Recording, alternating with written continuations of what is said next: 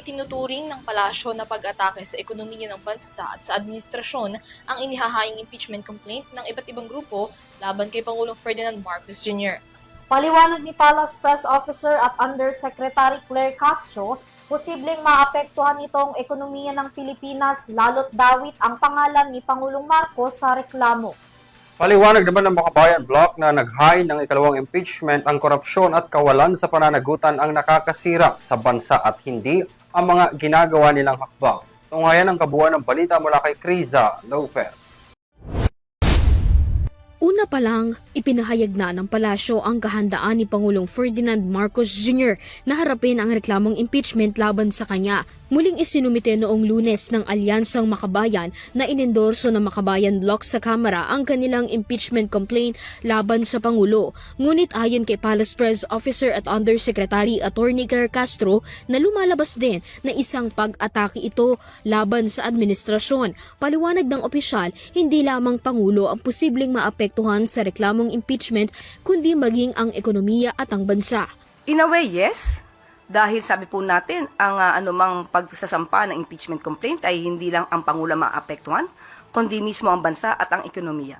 Sagot naman ng Makabayan Bloc na naghain ng ikalawang impeachment complaint laban kay Marcos, mainam-an nila na harapin ng Malacanang ang aligasyon. Iginiit din nila na ang tunay na nakakasira ng ekonomiya ay ang talamak na korupsyon. Binigyang diin nila na ang impeachment ay isang proseso sa paghingi ng pananagutan na dapat bigyang daan at hindi dapat harangan. Sa kabila ng reklamo, tiniyak ni Undersecretary Castro na magtutuloy ang Pangulo sa pagtatrabaho at pagbibigay ng serbisyo sa taong bayan. Kung sa gitna ng proseso humiling ang Kongreso ng kaukulang dokumento para sa investigasyon, igagalang at susunod ang Pangulo rito, anya ni Undersecretary Castro. Ang impeachment complaint na naisampa laban sa Pangulo ay hindi po mapapahinto, hindi po mapapatigil ang Pangulo sa patuloy niyang pagtatrabaho para iangat ang buhay ng bawat Pilipino. Kung kinakailangan po at sinasabi na dapat na magbigay ng anumang dokumento, muli ang Pangulo po ay gumagalang sa proseso. Dalawang impeachment complaint na ang nakahain laban sa Pangulo sa Kamara, kung saan ang dalawang reklamo ay nasa order of business na ng kapulungan. Ang mga reklamong ito ay nag-ugat sa sistematikong korupsyon sa loob ng Department of Public Works and Highways kaugnay sa mga palyado at ghost flood control projects.